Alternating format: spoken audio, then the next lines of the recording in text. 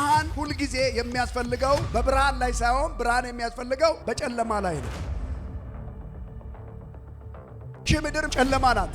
ዓለም የነገሰባት የጨለማ ሲስተም የነገሰበት ሰዎች አግኝተው እንዲያጡ የሚያደርግ የሰዎችን ሕይወት ባዶ ጨለማው ብዙ መረብ ዘርግቶ በሰዎች ውስጥ ሆኖ በተለያየ ነገር ዜሮ የማድረግ የሰዎችን አእምሮ የመያዝ ጨለማ ውስጥ ሆኖ እኔት በትክክለኛ መንገድ ነኝ ያለሁት ነው የሚለው። ያልተቀበሉ ሰዎች ዘግተውታል ይሄንን ብርሃን። ለተቀበሉ ሰዎች ዛሬ ይሄ ብርሃን ይሰራላቸዋል። ለሰው የተሰጠው ሕይወት እግዚአብሔራዊ ሕይወት ነው። የእግዚአብሔር ተፈጥሮ ነው።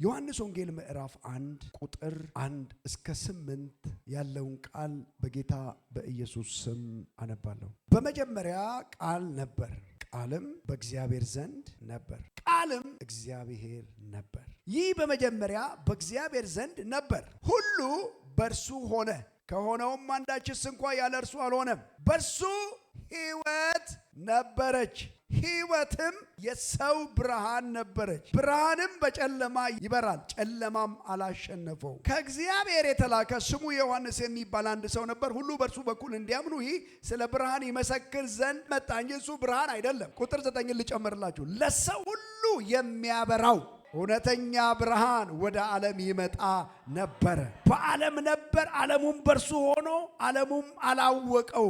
የእርሱ ወደ ሆነው መጣ፣ የገዛ ወገኖቹም አልተቀበሉትም። ቁጥር 12 ላይ ለተቀበሉት ሁሉ ግን በስሙ ለሚያምኑት ለነርሱ የእግዚአብሔር ልጆች የሆኑ ዘንድ ስልጣን ሰጣቸው።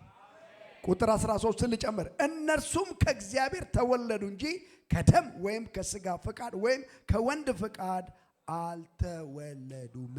ምን ማለት ነው? በመጀመሪያ ቃል ነበር፣ ቃልም በእግዚአብሔር ዘንድ ነበር፣ ቃልም እግዚአብሔር ነበር እያለ ስለነበረ ነው የሚያወራው። ይሄ ብርሃን ደግሞ የሰው ምንድን ነው?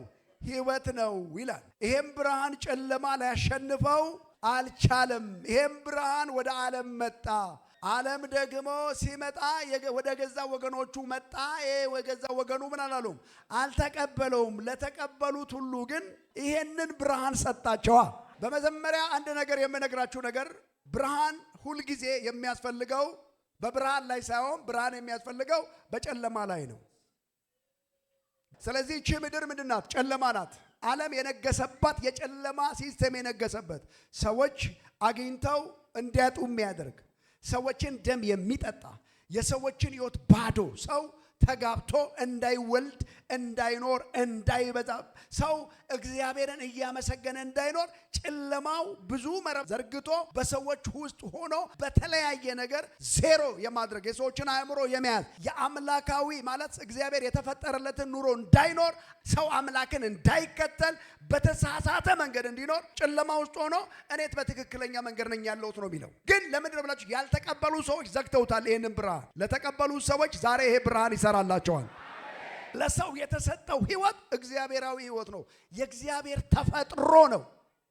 የመለኮት ሙላት ሁሉ በሰውነት ተገልጧል ይልና ያ የመለኮት ሙላት እግዚአብሔር አምላክ በሰዎችም ላይ አድርጎ ሽባን በመተርተር እውርን በማብራት ሙታንን በማስነሳት ለምጻምን በማንጻት የማይወልድም እንዲወልዱ በማድረግ ሽባ እግር በመዘርጋት ያ የእግዚአብሔር ሕይወት በእኛም ሕይወት ላይ ይገለጣል። በሰው ላይ እግዚአብሔር እፍ አለ ብሎ ሲል ሰውም ሕያው ነፍስ ያለው ሆነ ይላል። የሰው ሕይወት ነው ያ የእግዚአብሔር ሕይወት ማለት ከሰው ተፈጥሮ ውጪ። ለምሳሌ ዳንኤል ከስንት ሰው ይበልጥ ነበረ? 10 ሰው። እሱ ሰው ነው፣ እንዴት ሊበልጥ ቻለ? እሱ ውስጥ አንድ የእግዚአብሔር ሕይወት ውስጡ አለ። ሰዎች ለምንድን ነው እንደዚህ ታምራት የሚሆንላቸው? እኔ ውስጥ የእግዚአብሔር ሕይወት አለ። ምን የሚያደርግ? ታምራት የሚያደርግ። ሰው ቤት ድግስ ስትጠሩ የምትጠጡትና የማትጠጡትን ትለያላችሁ፣ የምትበሉትና የማትበሉትን ትለያላችሁ። እግዚአብሔር ቤት ስትመጡ ግን የምትካፈሉት ሕይወት ነው። ስለዚህ ይሄ ሕይወት የሰው ምንድን ነው አለ? ብርሃን ነው። እዚህ ጋር ቃል በቃል የሚነገረው ነገር ቁጥር 4 ላይ ነው። በእርሱ ሕይወት ነበረች፣ ሕይወትም የሰው ብርሃን ነበረች ይላል። ጨለማ ምን አላለውም? አላሸነፈውም። ምክንያቱም ይሄንን ሕይወት ስንካፈል የሆነ ጨለማ የከበበን ጨለማ ከኛ ላይ ይገለበጣል። ጌታ እግዚአብሔር እንደዚህ ያለው የናዝሬቱ ኢየሱስንም ቀባው፣ እርሱም መልካም እያደረገ በዳቢሎስ የተገዙ እየፈታ ምን አደረገ? ዞረ ይላል። ምን ማለት ነው? የመለኮት ሙላት ሁሉ በሰውነቱ ይገለጥ ነበረ። ያ ሙላት በእኔም ባንተም ይገለጣል። ለምን? እኛ ውስጥ የእግዚአብሔር ሕይወት አለ። አጨብጭበና ለጌታ ክብር አምጣ።